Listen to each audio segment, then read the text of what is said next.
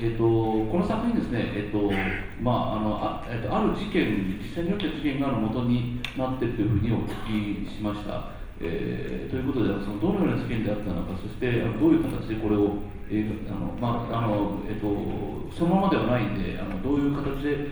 これを映画にしようと思ったかという、そういうのあたりをお聞きしたいと思います。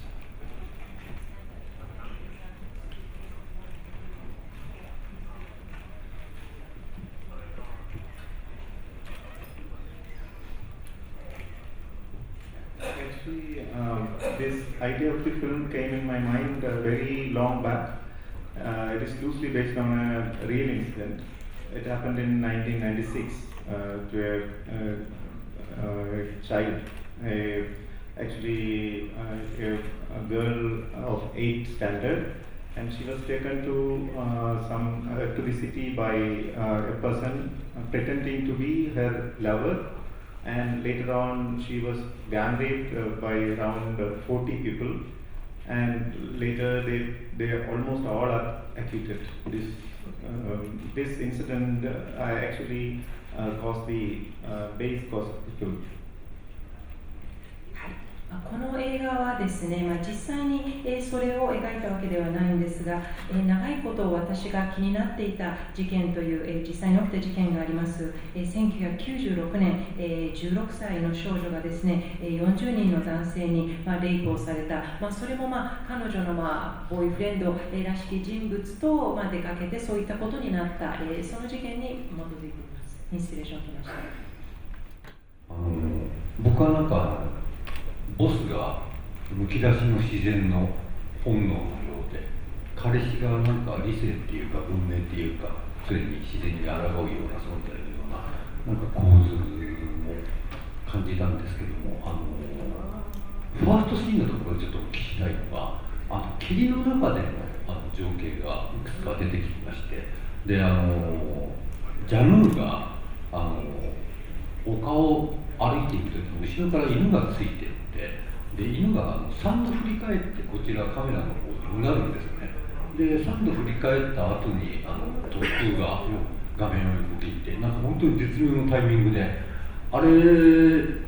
CG でなければ本当にあれどうやって演出したのかと、なんかとても不思議なシーンでした。その後にもやはり霧が晴れた瞬間、奥の方から車のヘッドライトが本当に絶妙なタイミングで出てきたりとか、ファーストシーンの情景に関してるんですけれども、あれはどの程度の演出を施されたのか、ちょっとお尋ねしたいです。Actually, for me, filmmaking is like capturing the life events, and I'm so lucky to get something, unpredictable, and maybe because of I wish it, and it happens, and I'm fortunate enough to capture it at the right time. And these two things, I'm so lucky that the dog looked back into the camera, straight into the camera, and that fog was clearing. Actually, at that time, it's a very lengthy shot, that fog clearing shot. When the camera was set, suddenly everything was, fog was there, and it was totally masking every vision.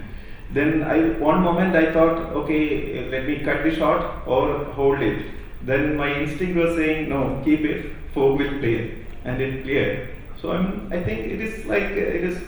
sometimes I feel that it is not you making the film, you are just an instrument, and it's, universe is playing a lot of part in filmmaking, that's what I feel. 私は映画を作っているというよりは人生の、そこで起きる事件を、出来事をそのまま、捉えている、というふうにも感じています。予想できないことが確かに、起きてほしいと思ったら起きた。捉えられないのを思ったものを撮れた。結局幸運に恵まれるかどうかということだと思うんですね。犬でたと犬も振り返ってなんとカメラを見てくれた、それもですねそれを偶然撮れたということ。あと霧に関してもとても長いショットを撮りました。でそうですね、急に霧が晴れたということが起きた。ただそれも一つの瞬間で、例えばもっと霧に続いてほしいと言って、続く時もあれば、そうだならない時もある。つまり、映画を撮っている、作っているのは自分ではなくて、自分は単なる道具に過ぎないという、そういったものを多くはらんでいるのが映画作りではないでしょうか。とてもずっしりと今心に来ています。で、一番最初の質問の方が一番最初におっしゃった3人の関係性、特に男性の関係性でいうと野生味のある人物とで文明の象徴するようなというお話があったんですけど、私なんかでいうとやっぱり一人の女性を2人の男性が取り合うっていう構図から言うと、やっぱり黒澤明監督の羅生門だとかを想像するんですけれども、で実際に起こった事件にインスパイアされてということだったんですけれども、実際ではシナリオ、今回この作品のシナリオを書くにあたってどのようなプロセスですとか、あるいは参考になさった作品ですとか、そういうものがおありなのかどうか、そのあたりをお聞きしたいです。I'm very thankful to mention Akira Kurosawa here. Thank you for that. He's a master, and of course there are a lot of films came into my mind while writing, but Rashomon was not there. But after watching this film, one of my friend Kyoko Dan, she mentioned that it is really, it reminds about Rashomon. And this relationship, I was not only this girl and the other two, the dog also plays a kind of lineage of this relationship, because those who are more powerful, they tend to dominate, and that kind of slavery, slavery built, through generations and generations are there, and it is reflecting in each and every actions. That's what I thought about this relationship, and the kind of sexual relationship. The boss actually trying to dominate with his lust, and this guy, he is also trying to dominate with his love. It is also, for me, it is a kind of false thing, and the boss used it as a bait to capture this girl's mentality and make her a slave. So there are a lot of these kind of connections. I think the film will speak to you many times, maybe if you remember it. I hope so. Thank you. 今ここでですね、黒澤明監督という巨匠の名前を出していただいたことを非常に光栄に思います。いくつかの作品というのは参考にはしたんですが、羅生門はその一つではないんですね。ただ私の日本人の友人であるダン京子さん、彼女は羅生門を思い起こすというふうにやっぱりおっしゃってくださったんですね。でこの女性と2人の男性、この関係というのはですね、にも見て取れるように人間関係、例えば主従関係というのは、何代にも続く伝統であったり歴史によって、それが築かれている、あるいはどこか、関係性の中でそれは性的な関係でも言える、この見て取れるわけですね。この3人、何か性欲というもの、ただ性欲といっても例えば愛、純愛とかそういったものを使うというのも一つの、やり方であり、それぞれに釣る、餌を持っているというか、それをどう使うかという、関係性だと思うんですね。ですからそれは皆さんの本当に、それぞれの見た方の見方によって、何らかの瞬間にあっとこの映画をですね思い起こして、いただけるようなそういったものであるならば嬉しく思います。見た方にいろいろ委ねたいということを監督がおっしゃっているので、ちょっと聞きにくいんですけど、あえて、分からなかったというか、女性として映画を見ていて、彼女の感情に最後の方がちょっとなかなか寄り添いきれなかったというか、一つ分からなかったのは、山に帰りに連れていくんですよね。で、もう殺されちゃうのかな、2人とも殺されちゃうのかなって私は見てて思ったんですけど、そこで彼女はおとなしくボスについていくんですよね。逃げるとかっていうことはせずに、彼氏の声を振り払って2普通にボスについていく。でボスも別に何をするわけでもなく、川遊びを彼女として、なんかその戯れてる感じと、あともう一つそのボスを殺してしまったって言って彼が戻ってきた時に、その彼氏に駆け寄ることはなく、そのままボスの遺体のところに彼女は駆け寄っていって、その後彼を殺すんだけれども、その行動の2つを見ていると、彼女は嫌がりながらもボスに惹かれていたみたいなことなのかなと思って、でやっぱりその日本人である私とインドの女性であるその彼女とは全くやっぱり考え方が違うのかもしれなくて、強い男っていうか男が2人いる時にもどちらかを選ばなければいけないっていうことなのか。例えば私だったらもうその車に乗ることなく帰りに逃げると思うんですよね。レイプをされているわけですから。そうでもなく彼女はちゃんとついていって、そのままそのボスに山の中でもついていくっていう行動にちょっとよくわからないなと思ったのが、やっぱりその文化の違いなのかなっていうふうに思ったんですけど、そこら辺をちょっとお伺いしたくてよろしくお願いします。Actually, in the beginning, I put a story, a grandma telling a story to the grandchild that somebody will come and he will take a treasure from you, and that is the thrust of this film. That means, I think not only in Indian culture, in every culture, it is supposed to be, women are living for men, and once it is like virginity is a kind of taboo, still world is cherishing. It is like once it is lost, you lost something for life. So there is no escape from that. So if women once lost virginity to somebody, then she has to live for that man. And in India particularly, there are a lot of cases in which even courts, ordered that you can compromise cases, criminal cases against rapist if the rapist is ready to marry the victim.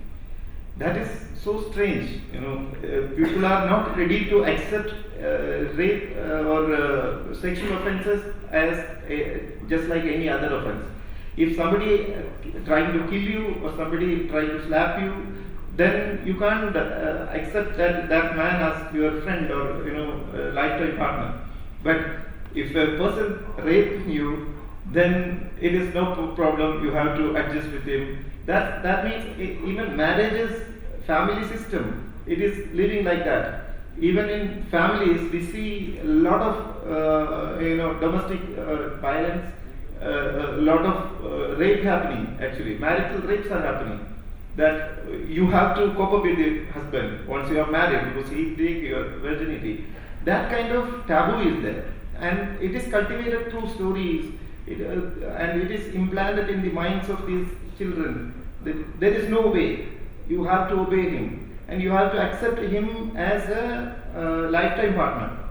And I don't think that it is not only restricted to India. It's everywhere. It's everywhere. And that virginity taboo is slowly going away, but still it is there. まずこの映画のですね、冒頭に出てきた、話、語りをですね、思い起こしていただきたいんですね。あれは祖母が孫娘に聞かせるという形をとっています。この、ある男がその、女性の、宝物を奪う取るという話ですよね。ある意味ここにですね、このお話が要約されているというか肝だと思うんです。これはですね、多くの文化の中でまだ女性は男性のために生きているというか存在するという見方があると同時に処女性ですね、これが非常にタブー化されている。つまり、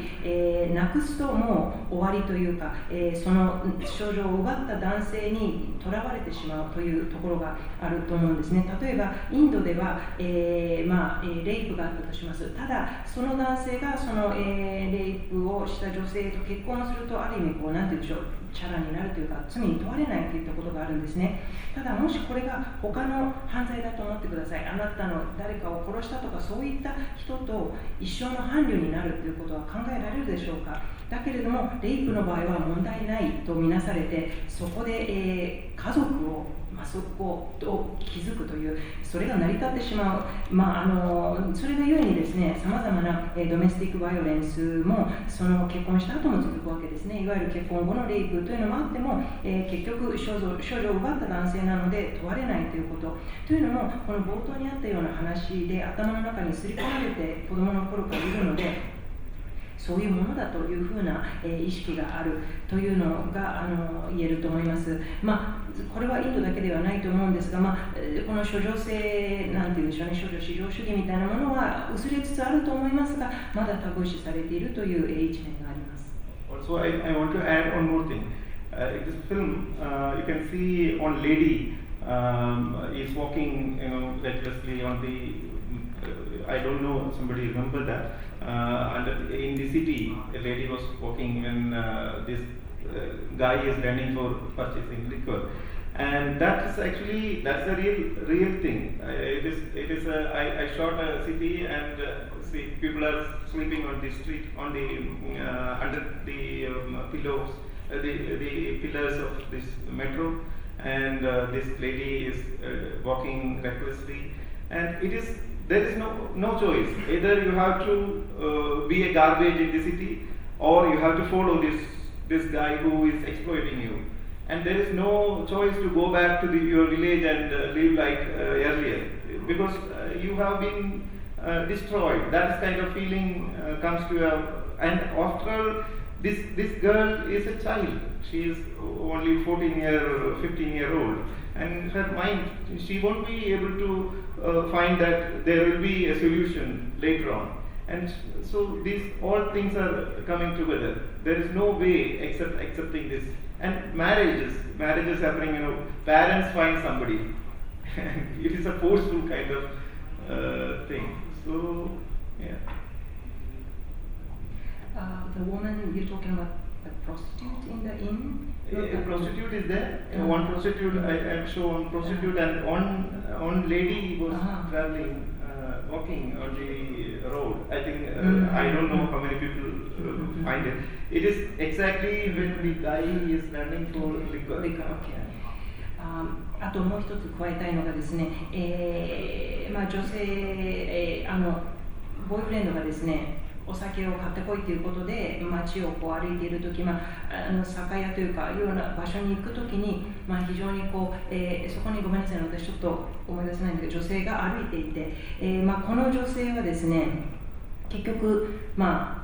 性被害に遭った女性を象徴しているんですね。例えばもう道に寝ている人とかがいたり、そういうこの街での生活ですけれども、結局一度、そのように性犯罪の被害者になるともう選択肢がない、もうゴミとして扱われる。つまり自分の育った村に帰って何事もなかったかのように生活するということはもうありえない。もう自分が一度壊されてしまうということで、この、ジャヌーはですね、14、15歳という設定です。つまりまだ幼いので自分の頭の中でこれを処理できない、解決策を見つけられないという、つまり、例えば結婚に関しても通常親が勝手に決めて意思を尊重せずに決めるということがあるので、もう本当に行く先というのは解決策というのはそこしか浮かばないわけですね。はい、すみません、時間がなくて申し訳ありませんが、以上で Q&A を終了させていただきます。もう一度皆さん拍手をお願いします。